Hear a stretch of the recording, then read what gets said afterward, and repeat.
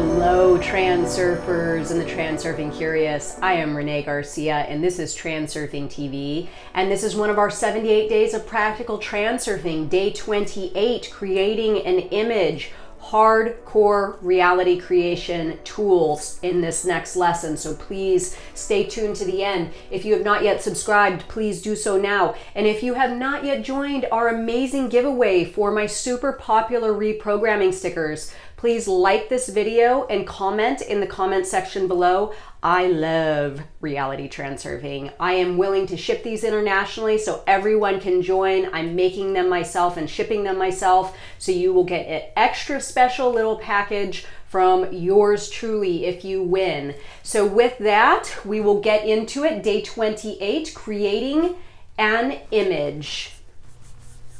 In order for a thought form to become rooted in physical reality, it has to be reproduced systematically. You might not have thought that the process could be so mundane. It is just ordinary, routine work, nothing to do with magic at all, and yet it really, really works.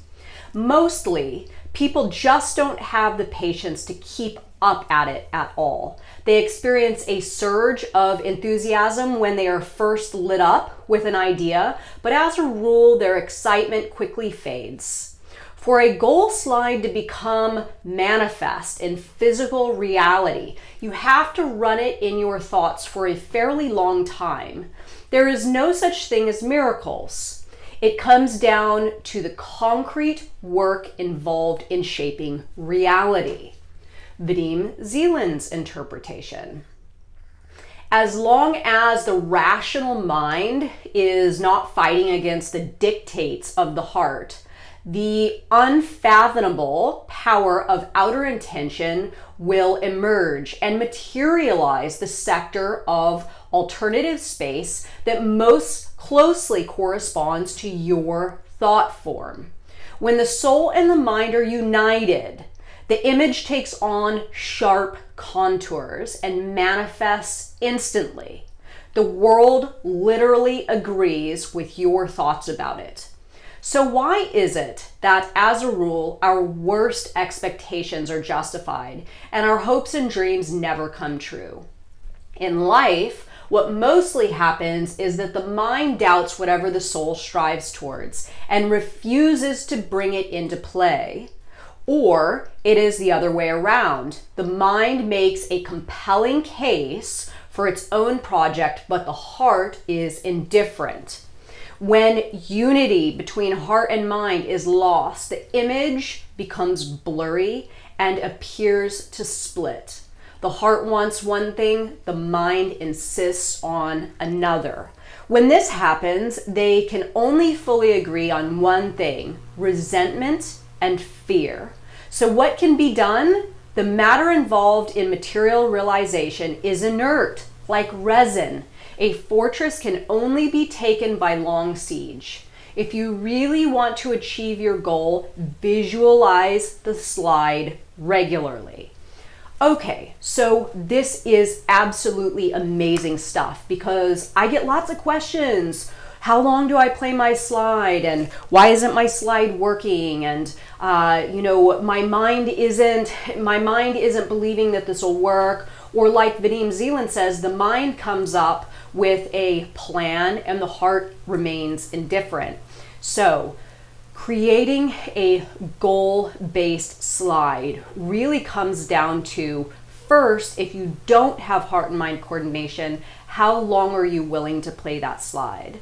And secondly, are you willing to go out into the world, to go out into the alternative space and find what is going to help you achieve heart and mind coordination? Because if you do in fact have heart and mind coordination, your slide will be realized much, much, much easier. The world will be in agreement with your slide in a much more powerful sort of way. Because remember, Vadim Zeland talks specifically about heart and mind coordination really lighting up outer intention and helping us realize our goal via outer intention much more simplistically.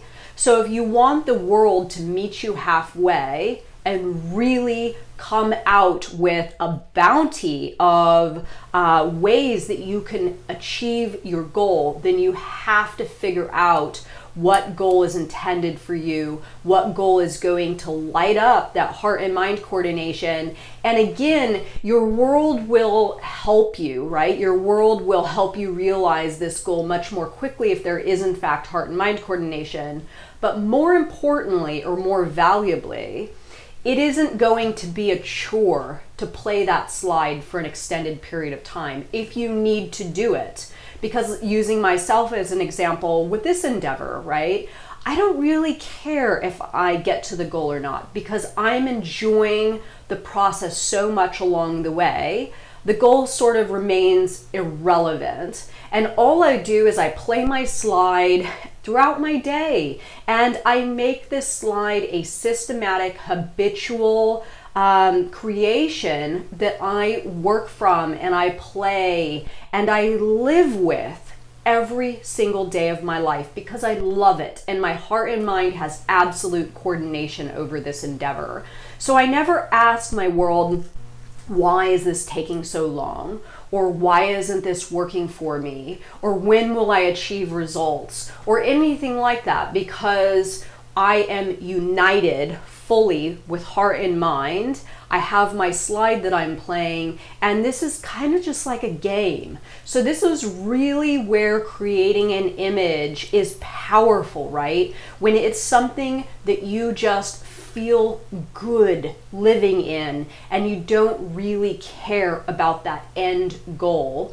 So with that, how can you create a better image for yourself today? Are you in heart and mind coordination? And what does your slide look like? Is your slide purely something from the mind that your heart feels indifferent about? Is your heart trying to play a slide that your mind is negating? So what is going on specifically with your slide? How can you get your heart and mind working in unison to where that slide just feels good to live in, period, and you don't need to achieve results in a time frame you've deemed appropriate because it just feels good to live in that slide, creating your image. So remember to subscribe, everybody, and please stay tuned for the next video.